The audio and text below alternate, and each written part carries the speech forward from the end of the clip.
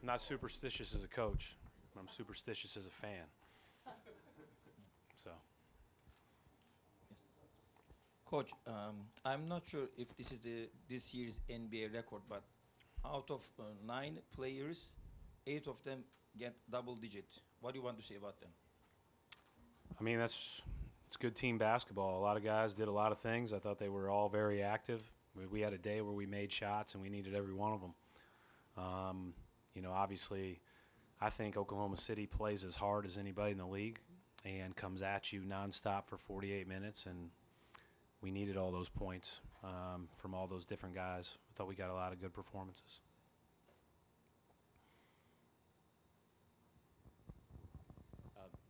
Coach, talk about Marcus Smart, how he's impacted the game. I know Kyrie was superb down the stretch, but and Terry Rozier as well.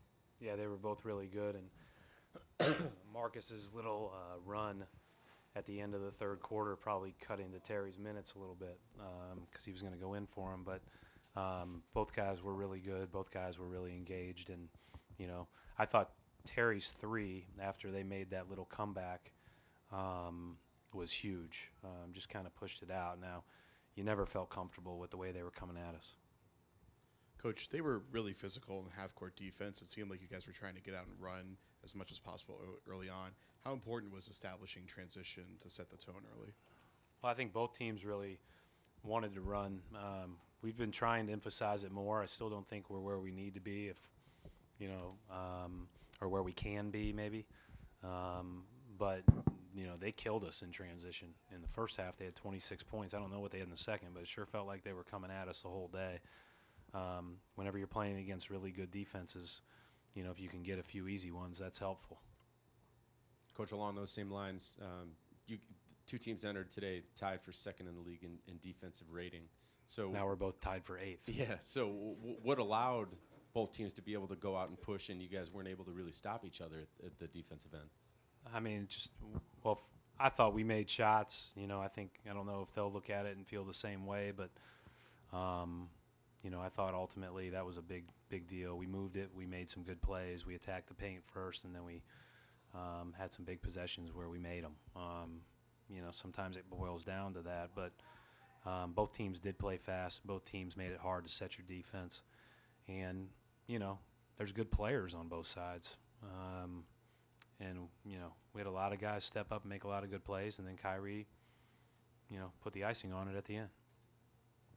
Coach, in one of the runs, it was Al Horford finding Kyrie and getting a lot of assists that way. What do you see in the chemistry between Al Horford and Kyrie when Al Horford is making those passes? It's been pretty good for the last year and a half.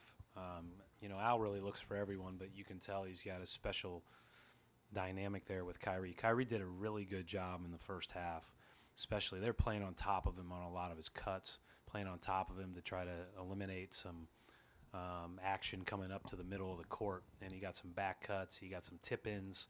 He got some plays in and around the rim that were great, just basketball plays by him. But then him and Al, on the side and high picks, those are things that have been good to us for the last year and a half. And I thought they did a good job of that again against a good pick-and-roll defensive team.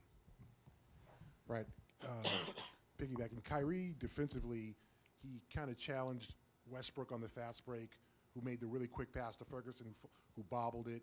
Then on the turnover from Westbrook, he went behind him and challenged him on the behind the back. I mean, he just seems to be making the intangible plays defensively. Kyrie has, we talked about it. Kyrie's in the right spot a lot. And, obviously that's always great when plays that you can create a turnover in that play. But he's got unbelievable instincts. And he also has an unbelievable ability to recognize the biggest threat in the room. And I thought not only did he make the play where he turned him over late, but there was a play when we were up 2 in the third, and he came over and had a verticality where he jumps up and he kind of plays the role of a big because he sees that we're beat. I forget if it was Westbrook or George. And then we got run out, got able to score, and now we went on a 7-0 run. Those are little plays that he has a great pulse for that, usually go unrecognized. Thanks.